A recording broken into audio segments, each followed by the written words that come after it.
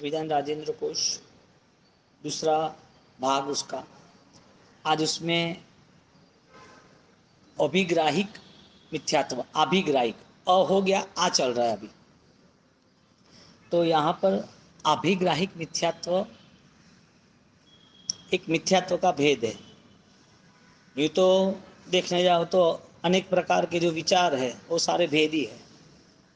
तो यहाँ मन संबंधी 5 मिथ्यात्व बताए थे, उसमें यह एक मिथ्यात्व है।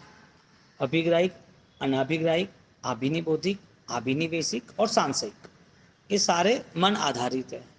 यहाँ पर अभिग्राहिक मिथ्यात्व यानी कि जो ग्रहण किया हुआ है, ग्राहिक यानी ग्रहण किया, अभिग्राहिक जो ग्रहण किया है वही धारणा करना, अन्य नहीं।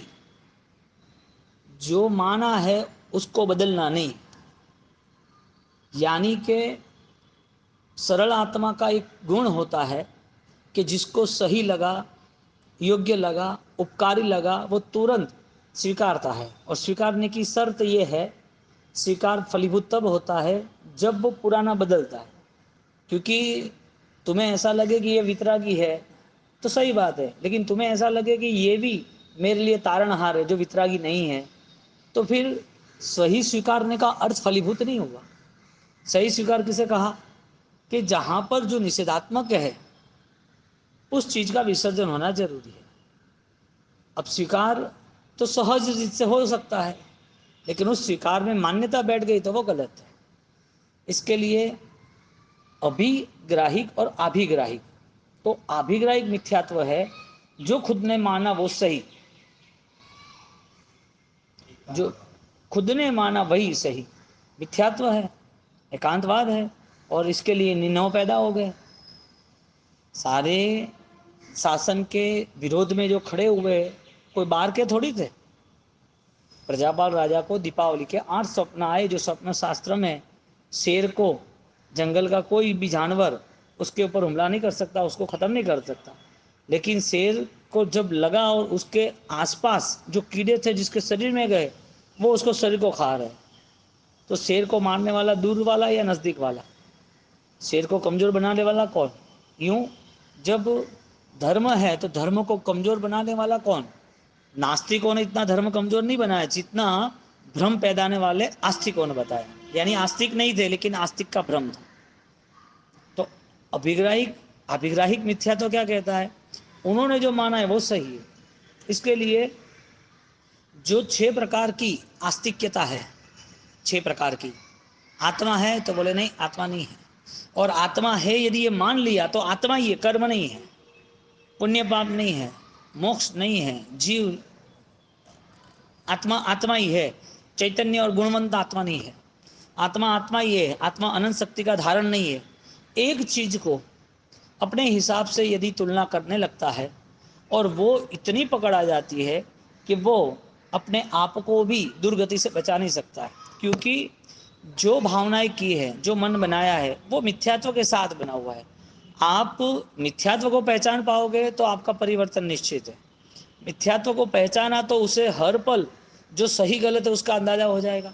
अब यहाँ पर आभिग्राहिक मिथ्यात्व जन कहते हैं कि मिथ्यात्व के लक्षण में एकांत को पकड़ लिया, मिथ्यात्व के लक्षण में हठाग्र को पकड़ लिया, मिथ्यात्व के लक्षण में विरोधों को पकड़ लिया, मिथ्यात्व के लक्षण में उन्होंने खुद ने शास्त्र के विरोध में भगवान का, ज्ञानियों का, केवल ज्ञान का, वास्तु तत्व का, उसका भी विरोध कर दिया। न स्वीकारने की वजह क्या? और ये धर्म की बात नहीं है, हर जगह पर ये बात है। ये तो भेद बताए कि जो स्वीकारा है वो छोड़ना नहीं, लेकिन अवस्था तो मिथ्यात्व की होगी ना। किसी के प्रति धारणा ले ली कि ये आदमी ने मेरा बुरा किया था, तो वो बुरा ही सोचता रहता है जिंदगी भर। जिंदगी भर बुरा सोचोगे तो तुम तुम्हारे मन के भाव कैसे बदल सकोगे? वो आदमी आपके सामने भी नहीं है, वो आदमी दूर है। उस आदमी के जीवन में 20 साल पहला जो भाव था वो बदल गया धर्म के प्रभाव से। आप धर्म क्रिया करते रहते हो और आपके भाव में बदलाव ना आए तो उसे मिथ्यात्व नहीं कहेंगे तो क्या कहेंगे? क्योंकि धर्म में अधर्म संन्यास, अधर्म में धर्म संन्यास, ऐसा एक दूसरा काया का मिथ्यात्व आता है। जो टोटल 21 मिथ्यात्व है, इसमें 5 मन संबंधी, दूसरे 10 वचन संबंधी और दूसरे 6 काया संबंधी।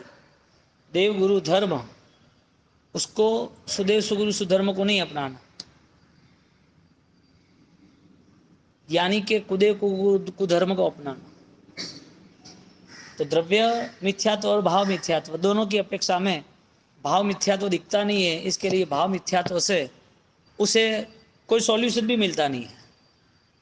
भाव मिथ्यात्व की पहचान नहीं है तो उसे वो सॉल्यूशन भी नहीं मिलता है। तो द्रव्य मिथ्यात्व किसी के प्रेशर से या किसी के लगाव से या कोई भावना उसे छोड़ भी देगा, तो भी भाव मिथ्यात्व का जो स्वरूप है वो तो स्वयं को समझना पड़ेगा।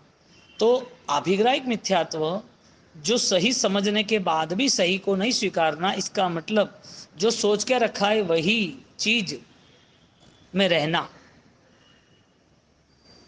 अब हम तो सोचते हैं कि आत्मा की बात ही होती होगी, हम तो सोचते होंगे कि आत्मा को स्वीकार लिया, आत्मा नित्य है, आत्मा शाश्वत है, लेकिन आत्मा को ही स्वीकारना है, कर्म को नहीं स्वीकारना है। आत्मा को ही स्वीकारना है, मोक्ष को नहीं स्वीकारना है। आत्मा को ही स्वीकारना है, अज्ञान को नहीं स्वीकारना है।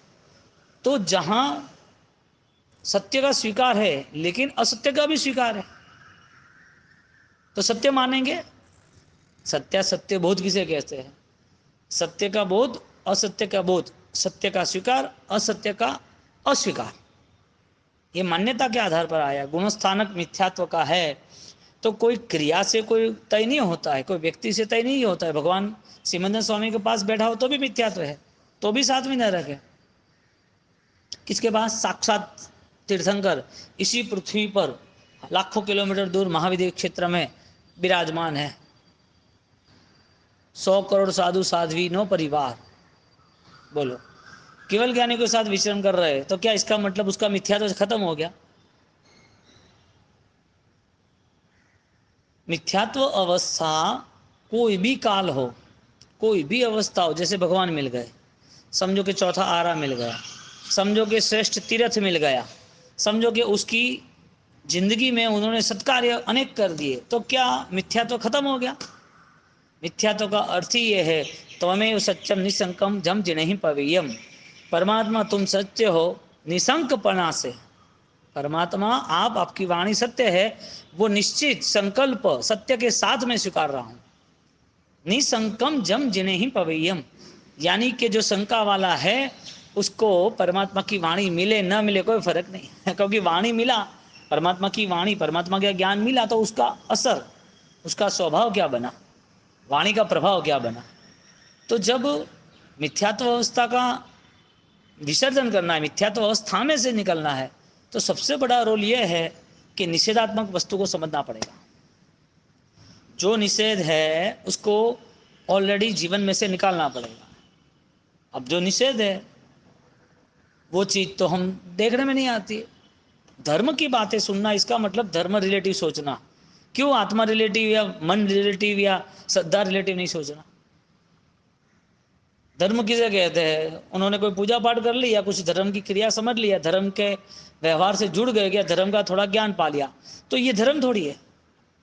उसकी आत्मा को वो निरंतर शुद्धि के मार्ग पर ले जाता है। मिथ्यात्व यानी मलिनता। परम रोग कहाँ है? अब जहाँ पुण्य पाप है वहाँ, यानी कि कर्म का कर्ता भोक्ता जब तक संसार है तब तक है, जब संसार नहीं है तो कर्म का भोक्ता करता भी नहीं है, मोक्ष है। तो मोक्ष के उपाय में मोक्ष दिखना चाहिए ना। 6 तत्व, 6 स्थान, 6 आस्था की जो आराधना है, आत्मा है तो नित्य है, वो स्वीकारना पड़ेगा। लेकिन आत्मा ही स्वीकार लिया और आत्मा स्वीकारने के बाद सब कुछ स्वीकारने लगे तो वो कैसे चलता है? दवाई लेना, इसका मतलब क्या बीमारी खत्म हो गई? दवाई के साथ उसकी परहेज, हाँ, उसका जो सिस्टम है वो भी फॉलो करना पड़ता है। तो सिंपल मेडिसिन, सिंपल खाली मेडिसिन फॉलो करना इतना पर्याप्त नहीं है। ज्ञानियों ने विधि निषेध दोनों सिस्टम बताई कि विधि निषेध के साथ तुम्हें रहना पड़ेगा। यदि विधि निषेध यदि नहीं रही, विधि निषेध नहीं रही, तो फिर अकेली विधि क्या करेगी? योगक्षेम क्यों बताया ज्ञानियों ने? योगक्षेम बताने की वजह क्या? सिर्फ योग की बात नहीं की, जो योग मिला है उसे सक्षम बलवान बनाना।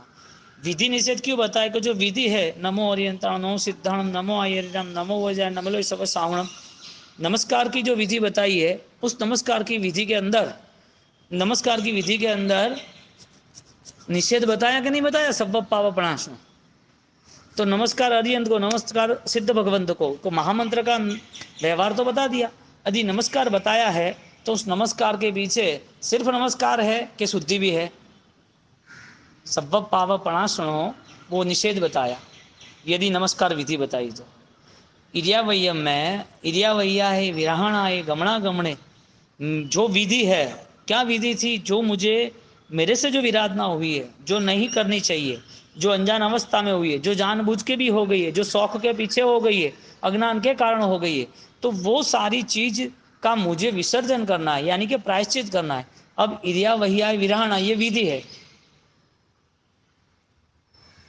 जे में जीवा विदाहिया, अब मैं निषेध में जा रहा हूँ। ये एक इंद्रिया, बे इंद्रिया, तेन्द्रिया, चौंद्रिया, पंचेंद्रिया, मेरे से जो विराधना हुई है, अब विराधना दूर करनी है।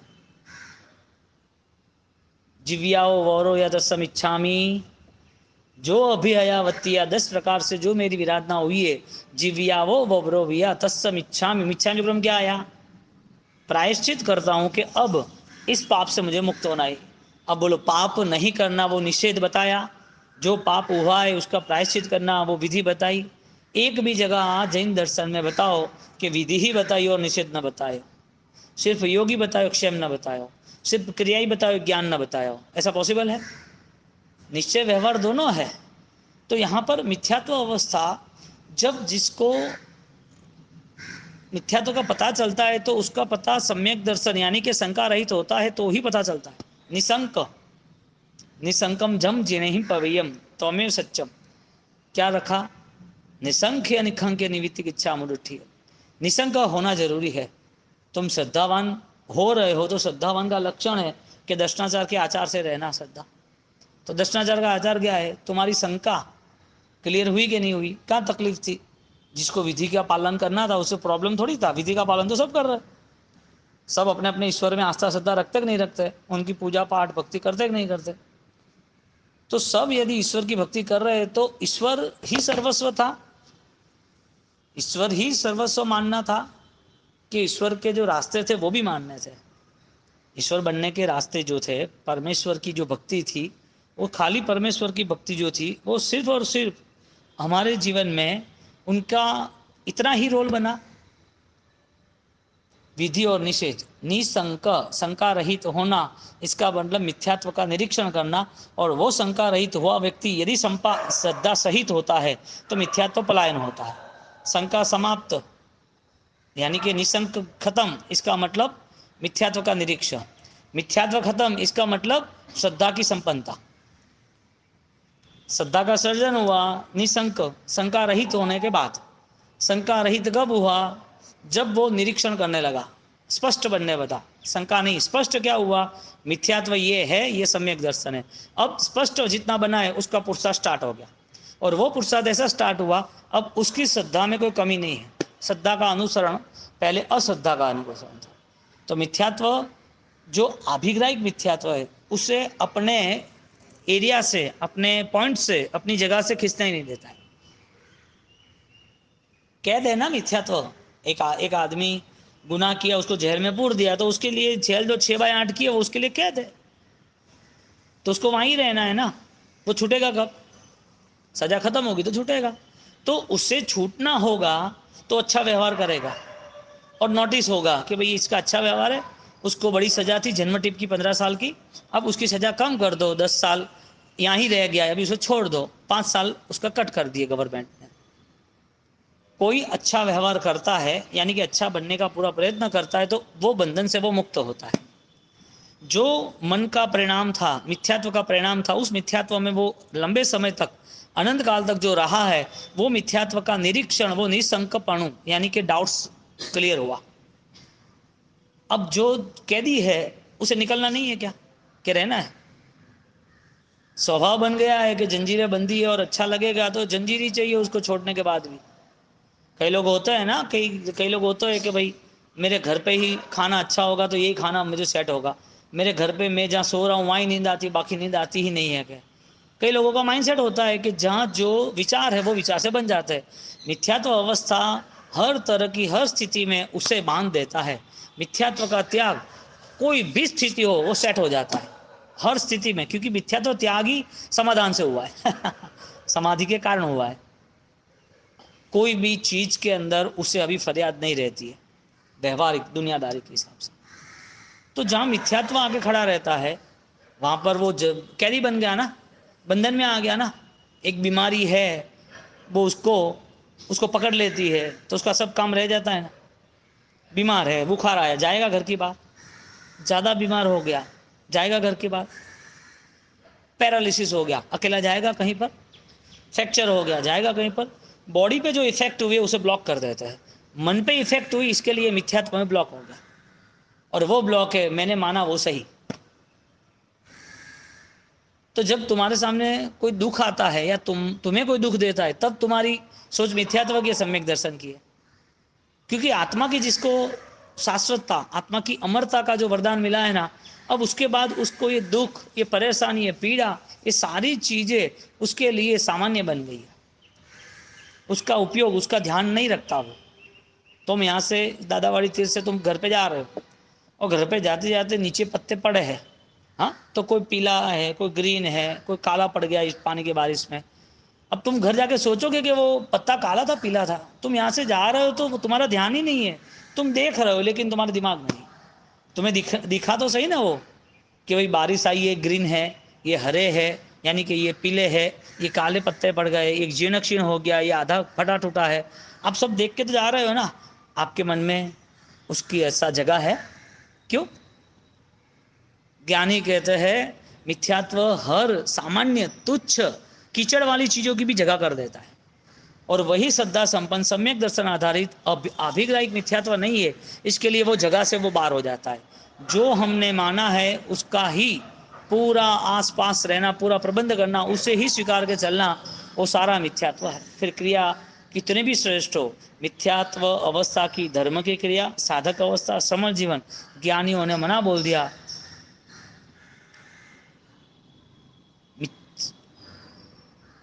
कष्ट करो परि परि दो पा, धर्म अर्थे धन खर, पर मिथ्या तो छते थे झूठू ते थी तुम्हें विरुमोजी।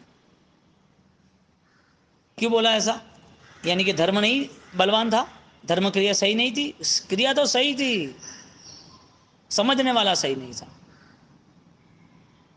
उसे अपने आप को बेहतरीन बनाना है तो संसार में मेहनत करता है। उसे साधना में अपने आप को स्पष्ट बनाना है तो उसे मेहनत करनी पड़ेगी, मिथ्यात्व को समझना पड़ेगा। मिथ्यात्व सिर्फ एक चीज पे नहीं रुका है कि मैंने आत्मा को मान लिया, आत्मा का मुझे ज्ञान हो गया, कर्म को मैं मान लिया, कर्म के साथ अभी मेरा ये समझदारी का माहौल है। नहीं, मुझे बंधन मुक्त होना है, शाश्वत स्वरूप मेरा जो है वहां तक मुझे पहुंचना है। स्व, आगे यहाँ कहते हैं अभिग्राहिक मिथ्यात्व का सेकंड स्टेटमेंट, स्वकुल आचरण एवं आगम परीक्षायाम बाधते। उनका स्वयं का व्यवहार, आचरण आगम से विपरीत होता है, शास्त्रों से विपरीत होता है, ज्ञानियों से विपरीत होता है। कौन सा दुख 50 साल में आपको ज्यादा परेशान किया? किस दुख ने आपको ज्यादा परेशान किया 50 साल में?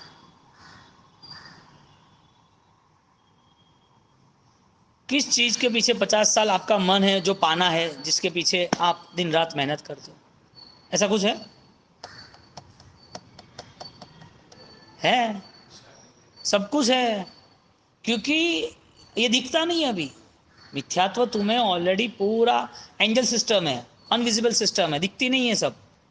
जब यहाँ सुई लगे, जब यहाँ लाठी लगे, जब यहाँ कोई जलन आए, जब यहाँ फ्रैक्चर हो, तब पता चले कि उसका ये पूरा राग भाव 50 साल से चला था। यानी कि मुझे दुख नहीं आना चाहिए, ये मिथ्यात्व था।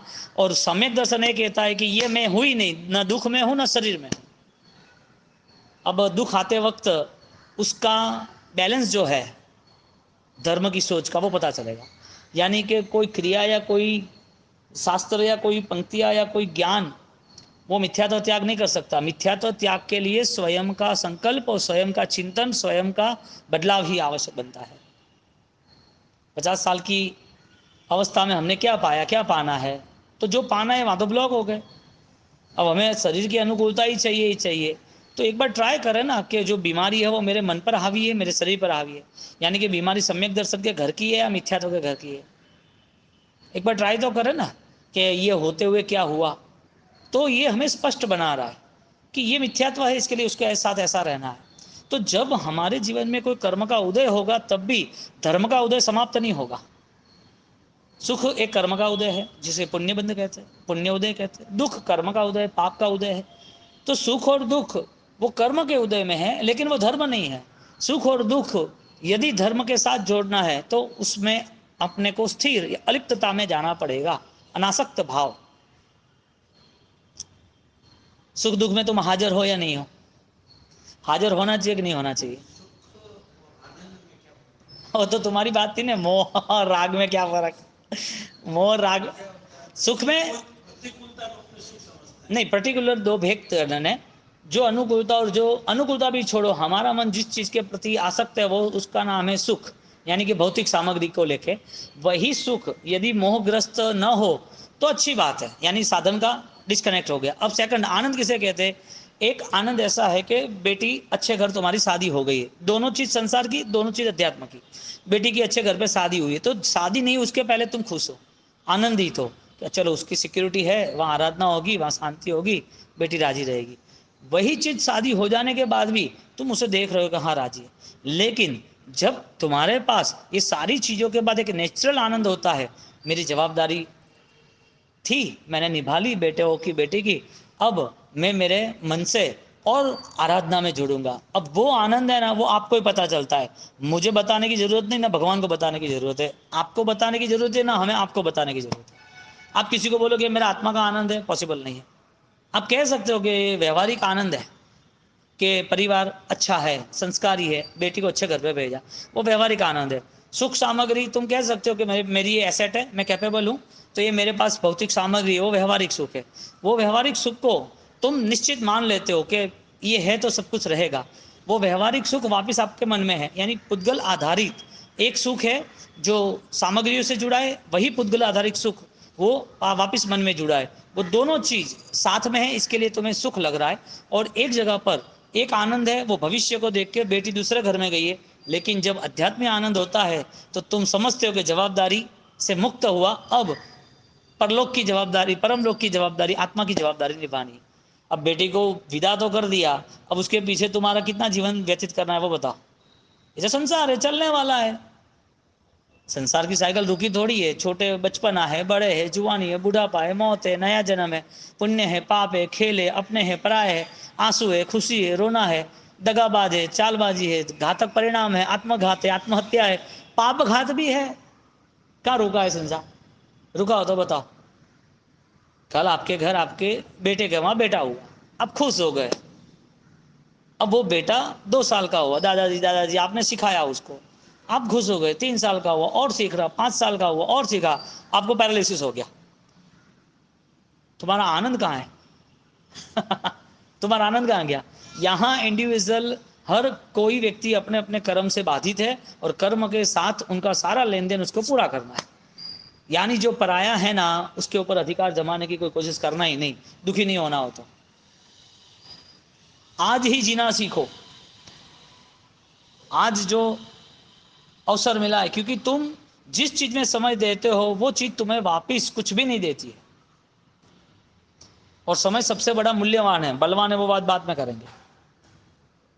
ऐसा इन्वेस्टमेंट क्यों जहां निष्फलता मिले? ये तो समझदारी की बात है। मिथ्यात्व अवस्था में यहाँ दूसरा स्टेटमेंट दिया, स्वकुल, खुद के कुल के आचरण जो है, यानी खुद को जो जीवन व्यतीत करना है, वो सारा जीवन, वो सारे जीवन को बाधा पाए, शास्त्रों को भी निषेध हो ऐसी चीज, शास्त्र सम्मत न दो ऐसी चीज वो अपनाता रहता है, जिसका नाम मिथ्यात्व है।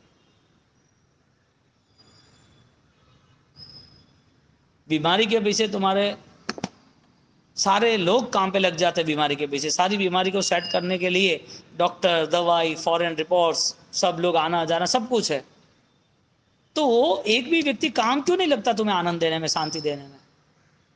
पैसा है, परिवार है, क्यों एक भी व्यक्ति बीमारी है उसका हिस्सेदार नहीं बनता है, थोड़ी बीमारी ले लेता है? भरोसा किस पे करना हमें कि ये हमें आनंद देगा, हमें खुशी देगा, हमें सुख दे? किसके ऊपर भरोसा करना? लाओ, पैरालिसिस हो तब सबको खड़े रखो। स्वतंत्र आनंद है, किसी के भरोसे, किसी के सहायता से कोई आनंद कभी मिलता ही नहीं है, न मिला है। इसके लिए इतना तो स्पष्ट बनना पड़ेगा कि जो मेरे मिथ्यात्व के भाव है उससे मुझे मुक्त होना है। क्योंकि ये ऑलरेडी पूरा संसार ड्रामेबाज है, थोड़े टाइम का ड्रामा है, अपने आप अपने रास्ते जाना है। मुसाफिर का क्या रोल है? अब फ्लाइट, अच्छी फ्लाइट में प्रीमियम टिकट में भेजो, अच्छी फैसिलिटी मिले। आपने 50,000 दिए जब 20,000 देना था, लेकिन स्टैंड पे तो छूटना पड़ेगा कि नहीं? आपका जेट प्लेन हो, प्राइवेट प्लेन हो, छोड़ना पड़ेगा नहीं पड़ेगा? आसमान में कोई बैठने वाला नहीं, आसमान में कोई घर बनाने वाला नहीं, जिंदगी तो यहाँ ही जीना है।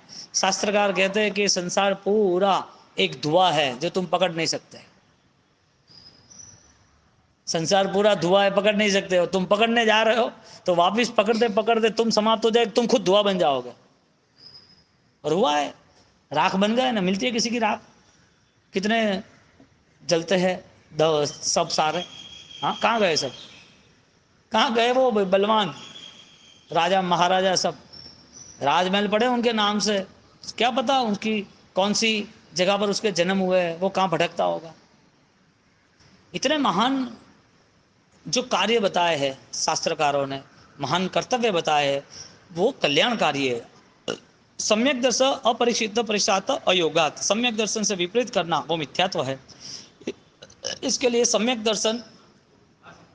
दर्शन में गीतार्थ निश्चितायाम, यदि सम्यक तो जीवन जीना है तो गीतार्थ की निश्रा में, यानी कि ज्ञानियों की निश्रा। निश्रा किसे कहते हैं? उसके पास बैठना, ऐसा नहीं, उनके वचनों के द्वारा हमारा यदि भाव बढ़ता है, उनके वचनों के द्वारा हमें हमारे जीवन को स्थिर बनाने का कोई अवसर मिलता है, तो हमारे लिए वो श्रेयकारी, आनंदकारी, अच्छा है। गीतार्थ निश्रायाम। और आगे बताए गुणवत्त पारतंत्रयात, यानी कि प्रभु परम गुण से युक्त है, यानी कि परम चेतना उनके जीवन में है। ऐसे प्रभु की निश्रा वो हमें गुणयुक्त बना देता है। परम चेतना तो हमारा में है लेकिन प्रकट तो हुई नहीं, लेकिन परम चेतना के साथ जुड़ना है तो उस कंडीशन में जाना पड़ेगा। अब कोई आदमी भिखारी को पूछे कि मुझे 25-50 लाख रुपया कमाना है, तो उसके पास ऑलरेडी कोई कैपेसिटी ही नहीं है। अब जिसको कमाना होगा वो कोई संपन्न आदमी को बोलेगा कि कोई रास्ता दिखाओ ना, क्या कर रहे हो, मेरे पास 15 पेटी पड़ी है, 15 लाख पड़े, क्या करूँ आगे? तो जो कमाया हुआ आदमी है उसे बोलेगा कि तू इधर नहीं इधर कर। जिसके पास जो चीज़ है वो चीज़ वो दे सकता है। अनंत ज्ञानी, अंतर्यामी, अनंत शक्ति के धारक, परम चैतन्य के मालिक, केवल ज्ञानी प्रभु के पास क्या मिलेगा? यानी कि क्या चाहिए? मिलेगा के बाद छोड़ो, वो तो देने ही बैठा है ना सबको। कहाँ नहीं दिया? देशना दान दिया, मोक्ष का मार्ग दिया, मग्ग दयाणम शरण दयाणम बोहि दयाण, दिया कि नहीं दिया? तो फिर उनके पास पाना क्या है हमें? यहाँ पर गीतार्थ निश्चयाम के बाद गुणवत्त पारतंत्र, और आगे जाके कहते हैं कि जो षट वैकल्पेय षड विधम, यानी कि नास्ति आत्मा, जो आत्मा नहीं मानता, निश्चित नित्य आत्मा नहीं मानता, यानी 6 चीज को विपरीत मानता है, इसका मिथ्यात्व तरोताजा है। सबसे बड़ी बात यहाँ पर इतने बड़े भ्रम की है, धर्म बड़े से बड़ा हो जाए, अच्छा हो जाए, लंबे समय तक हो जाए, फिर भी मिथ्यात्व की पहचान नहीं आती। सबसे बड़ी बात ये, क्योंकि सिर्फ आत्मा को नहीं मानना वो मिथ्यात्व नहीं है, मेरे सुख दुख में मुझे कैसे रहना वो भी हमारा एक मिथ्यात्व का सर्चिंग है। मेरे साथ घटना हुई है उसमें भी मेरा आत्मबोध कितना स्पष्ट है, वो भी हमारे पास क्लियरिटी, यानी कि हमारे पास वो निर्णय होना जरूरी है। उस हिसाब से मिथ्यात्व, आभिग्राहिक मिथ्यात्व जो हमने सत्य माना है, वो सत्य से भी अलग परम सत्य है, जहाँ पहुँचने की तैयारी करना वितराग।